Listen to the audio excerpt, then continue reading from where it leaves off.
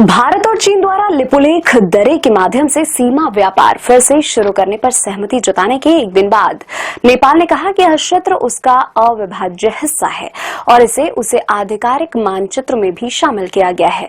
भारतीय विदेश मंत्रालय ने नेपाल की आपत्ति को खारिज करते हुए कहा कि इस क्षेत्र पर काठमांडू का उचित नहीं है।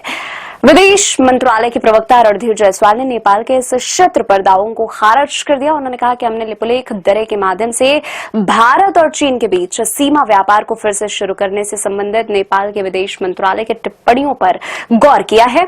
जायसवाल ने कहा कि इस संबंध में हमारी स्थिति सुसंगत और स्पष्ट रही। लिपुलेख दर्रे के जरिए भारत और चीन के बीच सीमा व्यापार 1954 में शुरू हुआ था और दशकों तक जारी रहा है। हाल के वर्षों में कोविड-19 और अन्य घटनाओं के कारण यह व्यापार बाधित हुआ था।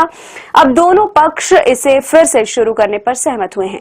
उन्होंने कहा कि क्षेत्रीय दावों के संबंध में हमारा मानना है कि ऐसे दावे न तो उचित हैं और न ही ऐतिहासिक तथ्यों तथा साक्ष्यों पर आधारित है।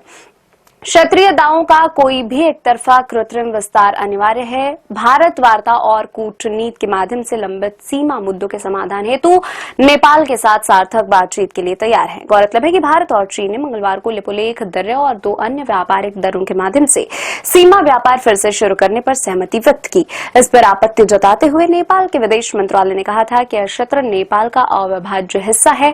नेपाल ने 2020 में एक राजनीतिक मानचित्र जारी करके एक सीमा विवाद जैसा कर दिया था, जिसमें कालापानी, लिपियाधुरा और लिपुलेख को नेपाल का हिस्सा दिखाया गया था। भारत ने इन दावों का कड़ा खंडन किया था।